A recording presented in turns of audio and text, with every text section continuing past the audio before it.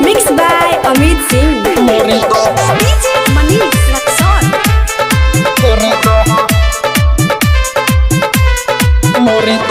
Mega Recording Studio, Bazaar Bithi.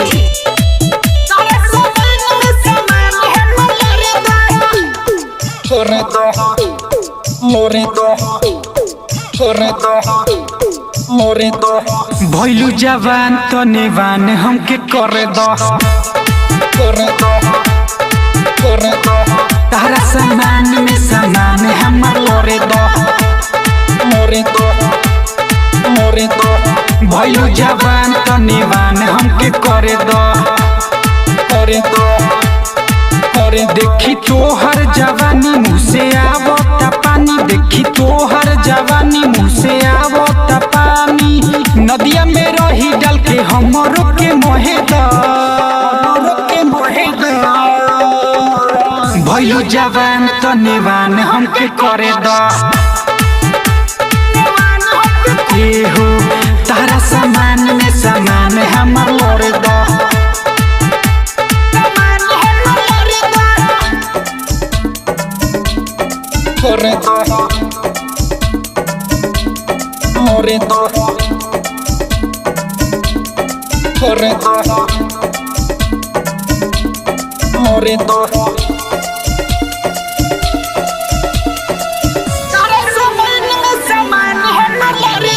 DJ Manish Raksol.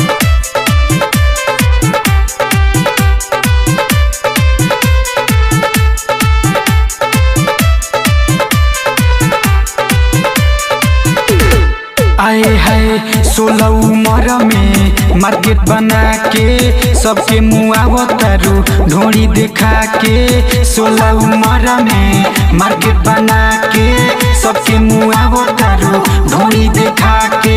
चुमी तोर गलिया के कान के बलिया के चुमी तोर गलिया के कान के बलिया के आई खूबे मजा गोरी हमारा के धरे द भइलु जवान तो नेवान हमके करे दो आए है तारा सामान में सामान हमर लोरे दो DJ Manish Raksol.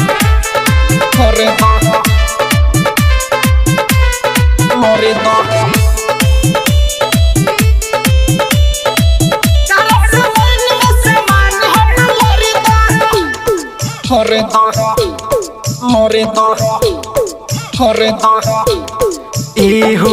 राइटर राजा के तू बंजा हो रानी नीरज निशानी साथे बनी कहानी राइटर राजा के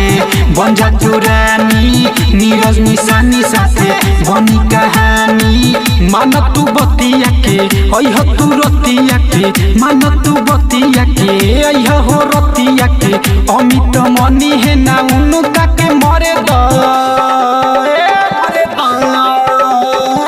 भइलु जवान तो नेवान हमके करे दो तारा सामान में सामान हमर लोरे दो देखी तोहर जवानी मुँह से आवता पानी देखी तोहर जवानी मुँह से आवता पानी नदिया में रही डाल के हमरो के मोहे दा भइलु जवान तो नेवान हमके करे दो हो